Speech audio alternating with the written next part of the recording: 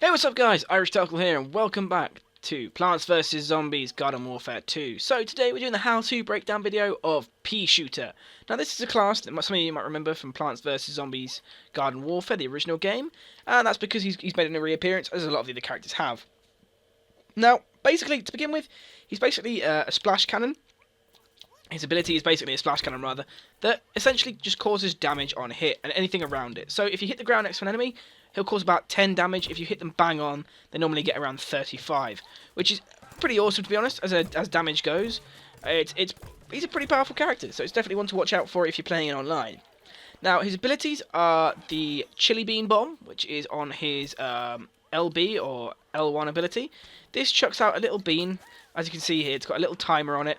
Makes all the zombies go towards it if you play in there, and that does about 175 damage per zombie. Sometimes 75 if it's on the obviously other players. So it's a fairly good weapon. It's got about 40 seconds for recharge, so it's quite long compared to some of the other skills. But you know, it's definitely one of the more powerful ones, so it's kind of understandable. His next ability is Hyper. Now this is kind of cool. When you press right bumper or R1, basically he moves really fast. You can jump really high.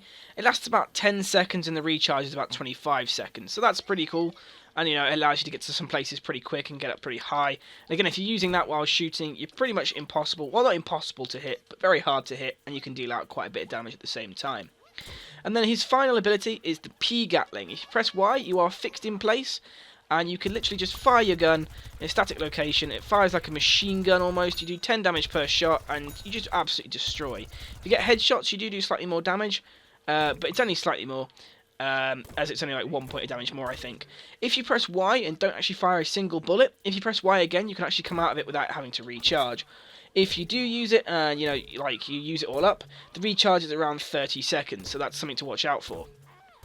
Now, some of you might quickly question what's on the back of his arms there. That's actually just an appearance thing. Doesn't affect the character in any way at all. So, you know, it's just cosmetic. So, I'm going to jump straight across now really quickly into a game. I'm going to show you in action and me using him. So, we'll be back in just a moment once I found a game. Alright guys, so I found a game, and as always I put it up to double speed, just so you guys don't have to watch the whole thing, but you can see the whole game sort of go through and see me get the kills. So as you can see here, I've got Peashooter, I've just started in. This is very basic, this is the first time I ever used him, and you're about to see me absolutely destroy this round. So again, as you first see, I use the speed ability to get towards the enemy as quickly as I possibly can, and then, you know, I just try and make sure that I'm hitting around the enemy. Now the bonus with the fact that this is a splash cannon character is that you don't have to aim bang onto an enemy to get the kills, you just got to aim next to them. So it's definitely something to remember with him, is that as long as you're aiming near the enemies, you're going to get damage on them. If you hit them bang on, of course you're going to be hitting them for more damage, causing them extra like damage per second. And you know, it's definitely worth doing if you can, but obviously don't focus on it. You don't need to with this character. He's not required to hit bang on every time, because the amount of damage he outputs is just so severe compared to some of the other characters. Now, obviously, you know, if you compare him to like someone like Kernal Corn, he obviously only does like 3 damage per hit.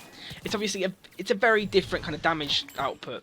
Here you see again, I just smack a guy straight on, and it's 25 damage, and he's dead in seconds. That's definitely something to watch out for. If you're on the enemy team and you see this guy, you want to try and make sure you're moving around as much as possible. If you stick yourself down and you're static, you're going to be a lot easier for him to hit, and he's going to cause you a lot more damage if he smacks you straight on. And there you go, you see me die for the first time during the round, and again I just pick him again and again. Now, as I said before, this is a class you want to sort of keep moving with, so I tend to use the static P-cannon very rarely. I only ever use it if I'm trying to shoot from long range to defend at a long distance. If I'm going for the kills, I will keep moving around as much as I can. I will make sure that I don't stop. As you know, becoming a static target as this guy isn't a great idea. You've not got the largest amount of health. You're more there as like a running gun kind of character. You want to be in and out in seconds. And that is the main goal for this character. If you can do that, and you can just, you know, like I say, get in and get out, you're pretty much sorted. So as you see there, I killed the doctor, and I run straight back, pretty much. Try and keep away from the enemies. Try and make sure that I'm not in their line of fire. Unfortunately, I sort of stay around them a bit too much, and I get killed for it. Now, you want to make sure, like I said, you stay away from enemies as much as possible, run in and out, run in and out. Otherwise, you're going to struggle, and you're just going to die so often, it's unbelievable. Now, again, furthermore with this character, there are other things you want to watch out for. Obviously, if you get picked up in like one of those beams fields there, it's always worth remembering you can still shoot. And again, you don't have to aim straight. He's just that good. Like the speed of him, the ability. you don't have to aim well enough to get kills. As long as you've got like an area around him, that's fine. So this is probably a good character if you're new at this game and you've not got the best aim, say.